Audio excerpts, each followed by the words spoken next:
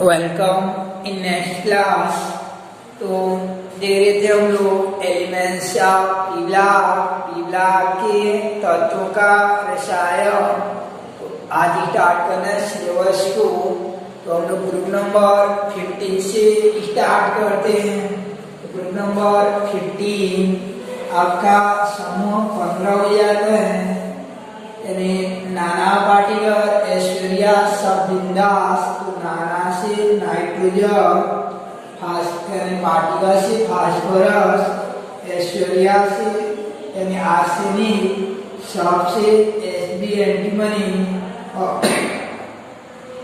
BI से bismuth हो जाता है। पहला होता है आपका हेडिंग में कि समूह 15 के तत्वों का नाम, संकेत, परमाणु क्रमांक और इलेक्ट्रॉनिक विन्यास। तो ये सिंबल हो जाता है। उसके बाद जो है इनका परमाणु क्रमांक देखते हैं। तो नाइट्रोजन का 7 हो जाता है। अब पीला का तरीका क्या है कि 8, 18, 32 को जोड़ा जाता है।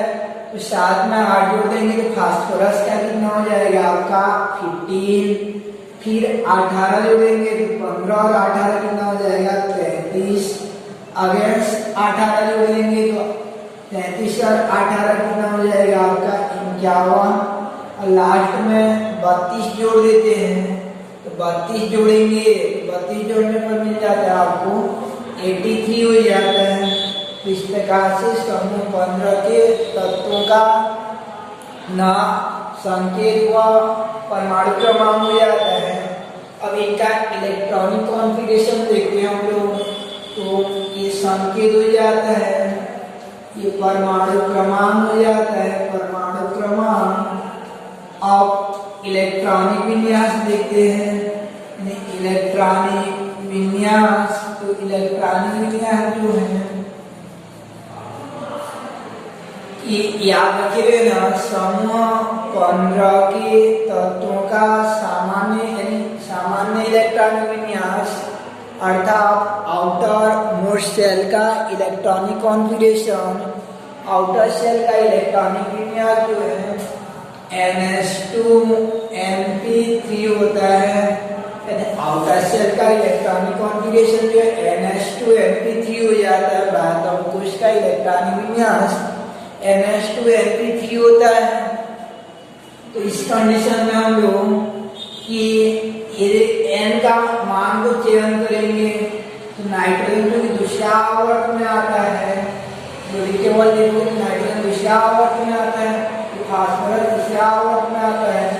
तो नाइट्रोजन के लिए N का मान 2, फास्फोरस के लिए 3, आर्सेनिक के लिए 4, एंटीमनी के लिए 5, बिस्मथ के लिए 6 हो जाएगा। अब जैसे ये नाइट्रोजन में दूसरा आवर्त में आता है तो इसका इलेक्ट्रॉनिक विन्यास करेंगे। तो इसके ऊपर वाले आवर्त का ऑक्सीयस हीलियम को लेंगे, हीलियम। और क्योंकि ये दूसरा आवर्त में आता है तो N का मान जो है 2 हो जाता है। तो हीलियम 2s2 2p3 हो जाता है, यानी हीलियम 2s2 2p3 हो जाता है। उसके बाद ये देखना है हमको कि इसमें जो है यह देखना है इसमें D या F को डालना पड़ेगा क्या। तो ये हीलियम का 2 और S में 2, 2 2 4 और P में 3, 4 3 7 यानी करेक्ट है। तो इस स्थिति में हमको हीलियम में और कोई डालने की आवश्यकता नहीं है। ऐसे फास्फोरस क्या करेंगे, फास्फोरस के ऊपर वाला नियान हो जाएगा, नियान CS2 3p3 हो जाता है, नियान CS2 3p3 हो जाता है।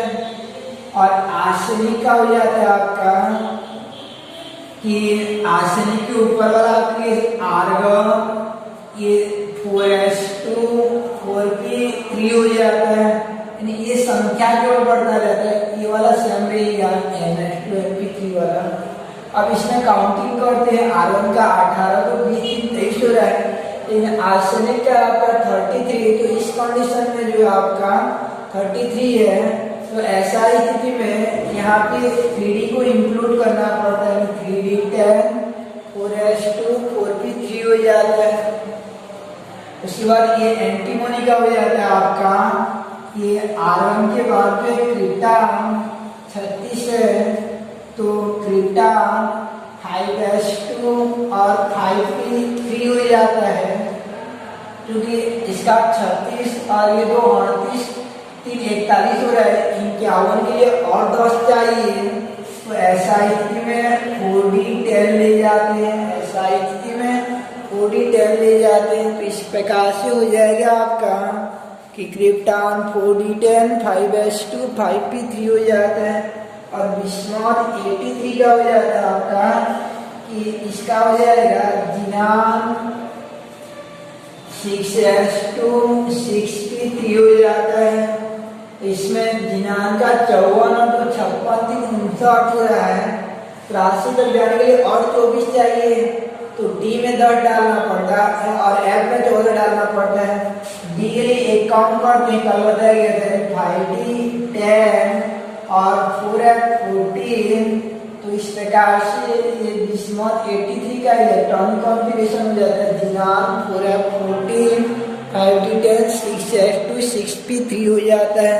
तो ये आपका समूह 15 के तत्वों का समूह 15 के तत्वों का संकेत, नाम, संकेत, परमाणु क्रमांक व इलेक्ट्रॉनिक विन्यास हो जाता है। तत्व का नाम, संकेत, परमाणु क्रमांक व इलेक्ट्रॉनिक विन्यास हो जाता है।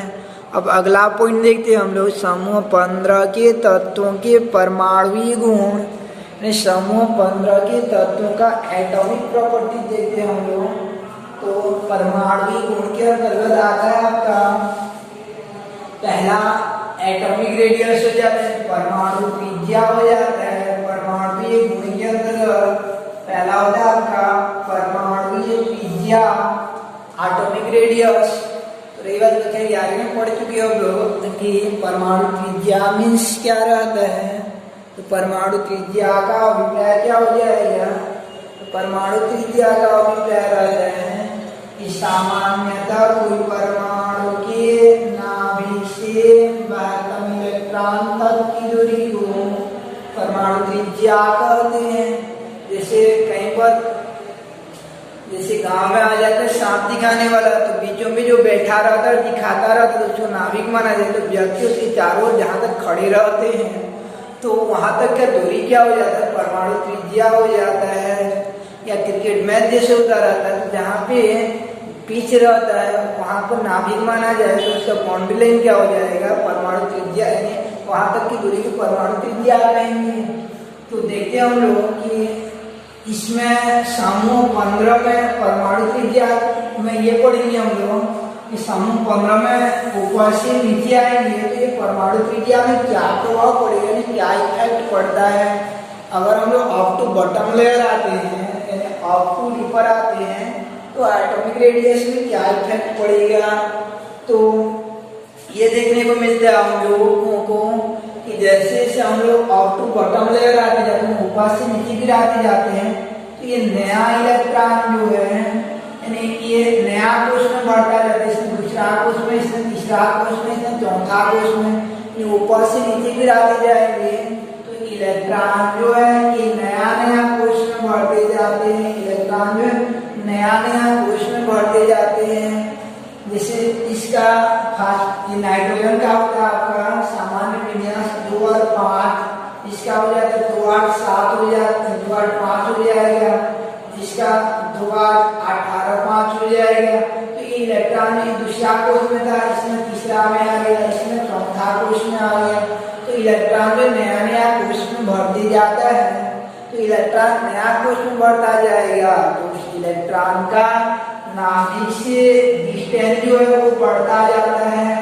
नाभिक से दूरी बढ़ता जाएगा तो उस इलेक्ट्रॉन का नाभिक की ओर आकर्षण बल जो कम होता जाएगा। नाभिक की ओर आकर्षण बल कम होता जाएगा, यानी इलेक्ट्रॉन नाभिक की ओर नहीं खिंचवाएगा तो आकार में क्या होता जाएगा, वृद्धि होता जाएगा। जैसे स्टूडेंट है, शिक्षक को नाभिक माना जाए तो विद्यार्थी आएंगे, पहला डेस्क में एक जने बैठता है, दूसरा वाला आता है दूसरा डेस्क में, तीसरा वाला आता है तीसरा डेस्क में, नया नया डेस्क में बैठते जाएंगे तो उनका शिक्षक से दूरी क्या होता जाएगा, बढ़ता जाएगा। तो आकार क्या होता जाता है, बढ़ता जाता है। इस प्रकार से निष्कर्ष क्या निकलता है कि समूह 15 में ऊपर से नीचे गिराने पर 9 प्रवेशित इलेक्ट्रॉन नई कोश में बढ़ते जाते हैं, जिससे इन इलेक्ट्रॉनों का नाभिक और आकर्षण बल कम होती जाती है। परिणामतः परमाणु त्रिज्या में क्रमशः वृद्धि होती जाती है। ऊपर से नीचे गिराने पर परमाणु त्रिज्या वृद्धि होती जाती है। यह सभी ग्रुप में लागू होता है। तो याद रखे ना, समूह 16, 17, 18 में और दोबारा नहीं बोला जाएगा। ये स्वयं वही आवर्तिता लक्षण को रिप्रेजेंट करते हैं, पीरियोडिसिटी प्रॉपर्टीज को शो करते हैं। तो परमाणु त्रिज्या आपको बटम लेयर आते हैं, ऊपर से नीचे गिराने जाते हैं तो क्या होता है, तो बढ़ता जाता है परमाणु त्रिज्या, जो बढ़ता जाता है। और दूसरा परमाणु रूप लेते हैं हम लोग, तो दूसरा परमाणुीय गुण जो है कि दूसरा परमाणुीय गुण जो रहता है आपका, यानी आयन ऊर्जा रहता है, आयनाइजेशन एनर्जी रहता है, आयन ऊर्जा रहता है। रिवर आपको आयनाइजेशन एनर्जी का डेफिनेशन जो है 11th क्लास में बताया गया रहेगा कि आयन ऊर्जा का अभिप्राय क्या रहता है। तो आयन ऊर्जा मीन्स क्या हो जाता है कि परमाणु के बाह्यतम कोश से इलेक्ट्रॉन को निकालने के लिए जितना ऊर्जा की आवश्यकता होती है उसी ऊर्जा को आयन ऊर्जा कहते हैं। परमाणु के बाह्यतम कोश से एक इलेक्ट्रॉन को निकालने के लिए आवश्यक ऊर्जा को आयन ऊर्जा कहते हैं। तो अगर परमाणु का आकार बड़ा रहेगा तो क्या प्रभाव पड़ेगा उसको देखते हैं। अगर परमाणु का आकार बड़ा है तो उसका नाभिक से आकर्षण बल कम रहता है। बड़ा आकार है तो आकर्षण बल कम होगा, तो थोड़ा सा ऊर्जा देने पर जो है बाहर निकल जाता है। जैसे क्लासरूम बड़ा रहेगा तो शिक्षक पढ़ाते रहेंगे तो उधर से कोई इशारा भी कर देगा ना, तो उधर से कोई इशारा भी कर देगा तुरंत विद्यार्थी क्या होता है, बाहर निकल जाते हैं। नाभिक से दूरी बढ़ने पर आकर्षण बल कम होती जाती है, जिससे यानी आकर्षण बल कम होती जाती है, जिससे इलेक्ट्रॉन को निकालने के लिए आवश्यक ऊर्जा अर्थात आयन ऊर्जा का मान कम होती जाती है।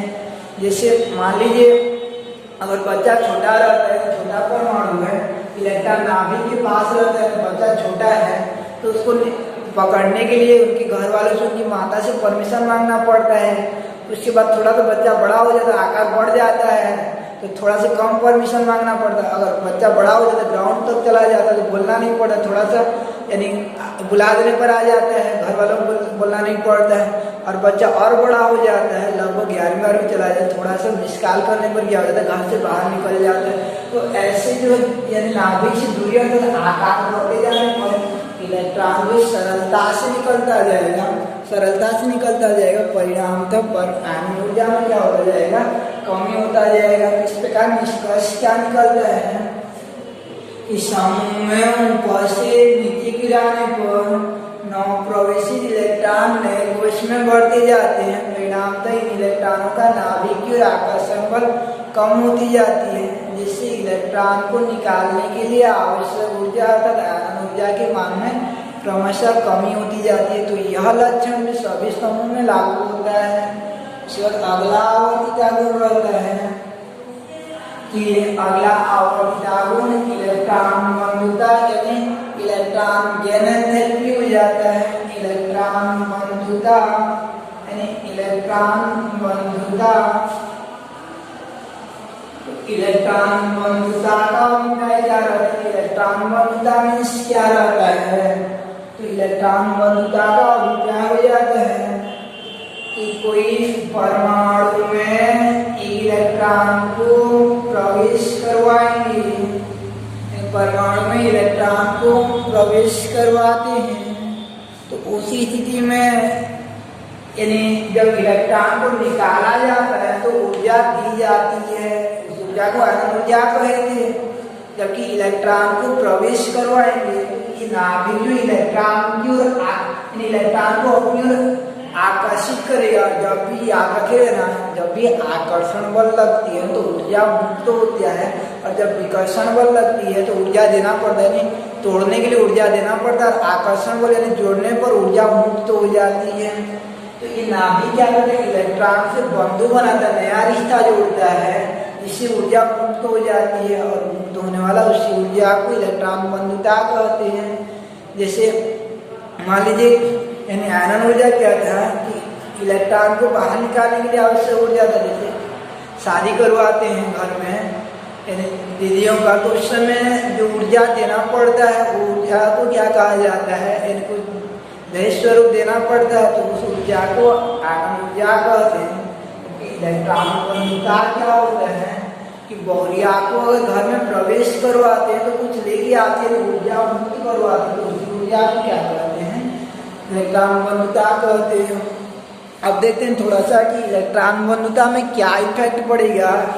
अप टू बटम लेयर आएंगे तो अप टू बटम लेयर आएंगे तो याद रखिए ना, छोटा परमाणु रहेगा, छोटा परमाणु रहेगा, तो उसी स्थिति में ये अपने छोटा परमाणु में बाह्यतम इलेक्ट्रॉन का नाभिक और आकर्षण बहुत ज्यादा रहता है, जिससे नया आने वाला इलेक्ट्रॉन के प्रति आकर्षण में भी बहुत ज्यादा हो जाता है। नया आने वाला इलेक्ट्रॉन भी सरलता से प्रवेशित हो जाता है, और जितना सरलता से प्रवेशित होगा मुक्त होने वाला ऊर्जा अर्थात इलेक्ट्रॉन बंधुता उतना अधिक रहेगा और बड़ा आकार रहेगा, तो अपने इलेक्ट्रॉन का आकर्षण बल कम रहता है, तो नया इलेक्ट्रॉनों के प्रति आकर्षण बल जो और कम हो जाएगा। नया इलेक्ट्रॉनों के प्रति आकर्षण बल जो और कम हो जाएगा, इससे मुक्त ऊर्जा इलेक्ट्रॉन बंधुता क्या हो जाएगा, कम हो जाता है। जैसे छोटा परिवार रहेगा तो ऊर्जा जो सरलता से आएगी, और बड़ा परिवार रहेगा तो देखकर मैं वहां नहीं जाऊंगी, इस टाइप का हो जाएगा। तो ऐसा छोटा अगर रहेगा तो ज्यादा ऊर्जा मुक्त होता है, और बड़ा रहेगा तो मुक्त होने वाला ऊर्जा कम रहता है। तो निष्कर्ष क्या निकलता है कि समूह में ऊपर से नीचे गिराने पर नवप्रवेशित इलेक्ट्रॉन एक ही कोश, नवप्रवेशित इलेक्ट्रॉन नए कोश में बढ़ते जाते हैं, जिससे उन इलेक्ट्रॉनों का नाभिक और आकर्षण बल कम होती जाती है। परिणामतः नया आने वाला इलेक्ट्रॉन भी सरलता से प्रवेशित नहीं हो पाती है, अर्थात मुक्त होने वाली ऊर्जा या इलेक्ट्रॉन बंधुता का मान जो है कम होती जाती है। तो आयन ऊर्जा भी घटता जाता है और इलेक्ट्रॉन बंधुता भी घटता जाता है। कब जब हम लोग अप टू डीप क्यूर आते हैं यानी अपर टू डीपर आते हैं, उस कंडीशन में ऐसा घटना देखने को मिलता है।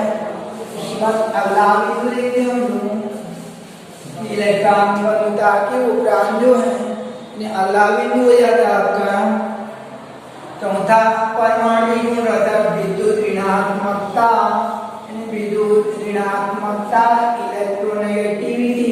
तो विद्युत ऋणात्मकता इलेक्ट्रोनेगेटिविटी मीन्स क्या रहेगा, तो विद्युत ऋणात्मकता का डेफिनेशन आपको बताया गया था कक्षा 11 में कि कोई भी दो परमाणु जो आपस में सहसंयोजी बंध द्वारा संबद्ध रहते हैं, कोई भी दो परमाणु जो आपस में सहसंयोजी बंध द्वारा संबद्ध रहते हैं, तो उसमें कोई एक परमाणु क्या करता है, साझे की इलेक्ट्रॉन को अपनी ओर खींच लेता है, साझे की इलेक्ट्रॉन को अपनी ओर खींच लेता है।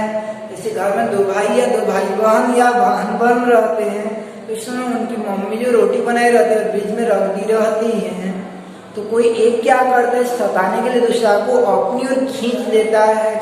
तो ऐसे सहसंयोजी बंध में साझे की इलेक्ट्रॉन को अपनी ओर खींच लेने की जो प्रवृत्ति रहती है, उस प्रवृत्ति को यानी विद्युत ऋणात्मकता कहा जाता है।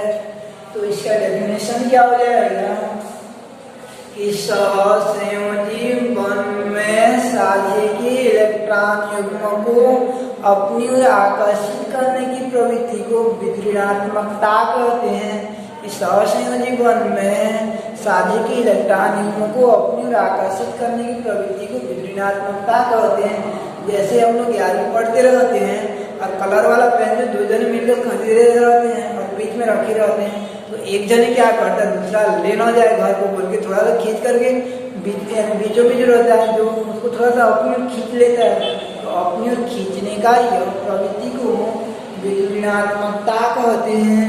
इसके बाद अगला देखते हैं हम लोग कि विद्युत ऋणात्मकता में ऊपर से नीचे गिराने पर क्या प्रभाव पड़ेगा। याद रखना आकार छोटा रहता है तो इलेक्ट्रॉनों का नाभिक और आकर्षण में बहुत ज्यादा रहता है। तो ऐसा ही क्योंकि साझे की इलेक्ट्रॉन को भी आकर्षित करने की क्षमता बहुत ज्यादा होती है। और आकार बड़ा रहेगा तो अपने इलेक्ट्रॉन का आकर्षण नहीं हो पाता, तो साझे की इलेक्ट्रॉन को क्या आकर्षित करेगा, साझे की इलेक्ट्रॉन को क्या आकर्षित करेगा। तो इस प्रकार से यानी साझे के इलेक्ट्रॉन को क्या आकर्षित करेगा, तो छोटा आकार रहेगा तो आकर्षण बल ज्यादा होगा, तो इस साझे के इलेक्ट्रॉन को खींचने की क्षमता अधिक होगा।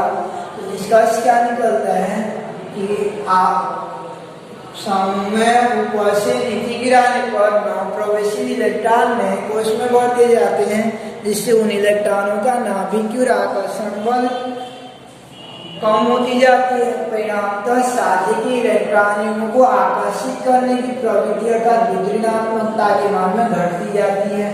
तो ये चारों पॉइंट जो है ऊपर से नीचे आने पर घटता जाता है। इस प्रकार से देखिए परमाणु गुण में आपका पहला था परमाणु त्रिज्या, तो ऊपर से नीचे गिराने पर बढ़ती जाती है। और दूसरा था आपका परमाणु त्रिज्या के पश्चात जो है आपका दूसरा हो जाता है परमाणु त्रिज्या के उपरांत यानी इलेक्ट्रॉन बंधुता, और तीसरा उसके बाद विद्युत ऋणात्मकता यानी इलेक्ट्रॉन बंधुता के बाद विद्युत ऋणात्मकता, आयनन ऊर्जा, इलेक्ट्रॉन बंधुता और विद्युत ऋणात्मकता।